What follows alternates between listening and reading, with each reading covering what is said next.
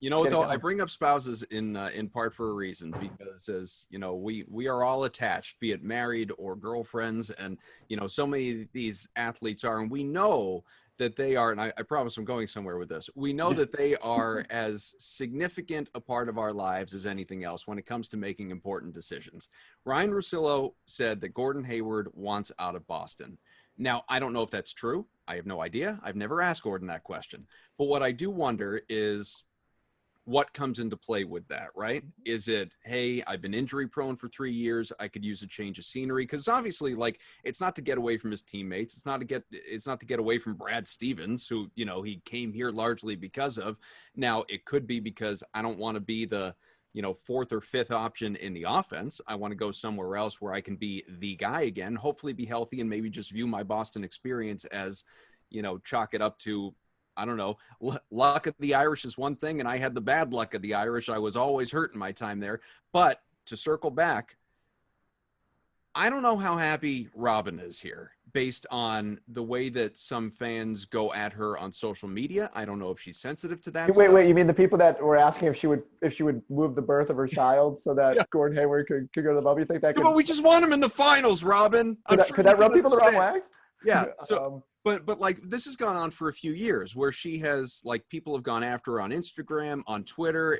It seems like, and this is not me like reporting anything. This is just like reading the tea leaves of social media. Seems like Al Horford's sister, not a huge fan. You know, I don't know exactly what kind of reputation. I actually think she likes Boston now because they're so mad about Philadelphia. Anna rides or dies with the C's. And she's a lifer, no question about it. I didn't say Anna doesn't like the Celtics. It seemed like Anna's not a huge fan of Robin Hayward.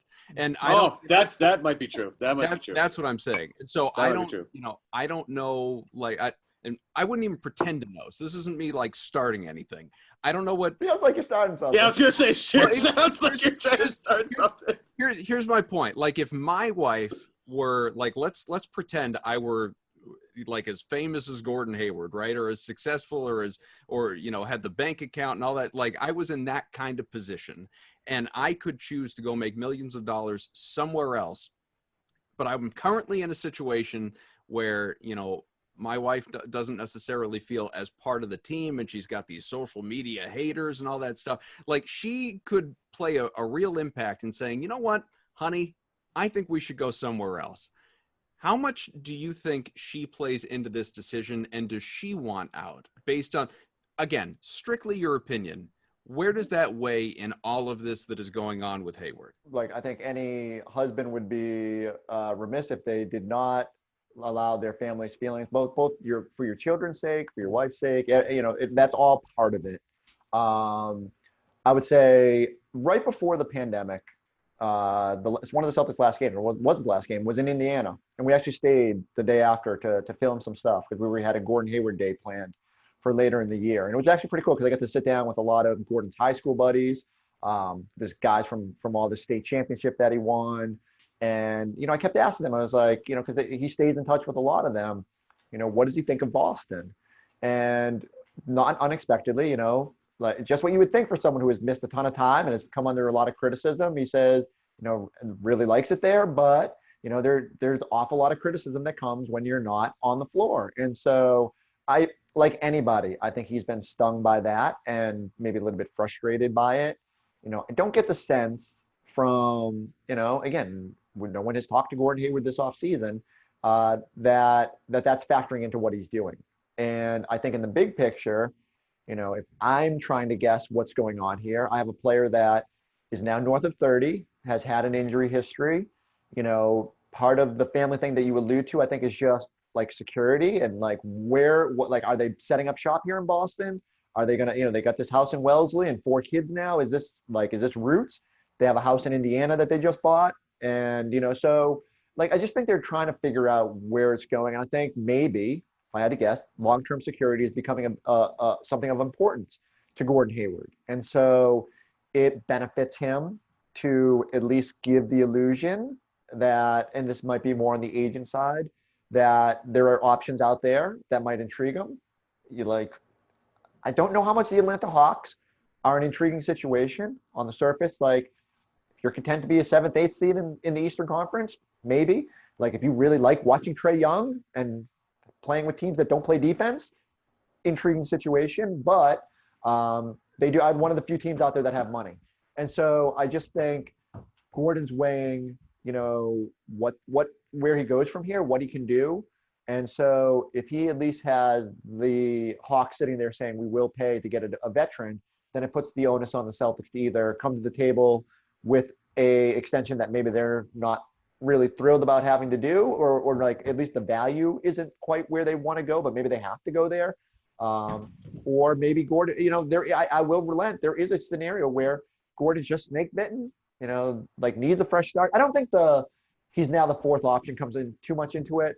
I do think there's something to the idea that, and I keep saying this, but when Gordon Hayward signed here, he was the biggest free agent signing in Celtics history. Mm-hmm. And like 2 weeks later, they trade for Kyrie Irving. And Gordon Hayward's own press conference, he's not the superstar in the focus. And now 3 years later, you've got because of Jason Tatum's development and Jaylen Brown's development, there's the perception that he is the fourth option and one that can't stay healthy. And so, again, I think that just comes into your mind like, how do I reestablish myself and can I do it here?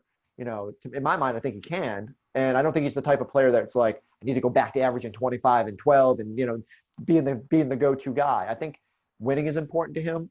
When he came here, he mentioned how there was unfinished business with Brad Stevens from Butler. I think there's unfinished business and sort of just like showing Boston the player he can be.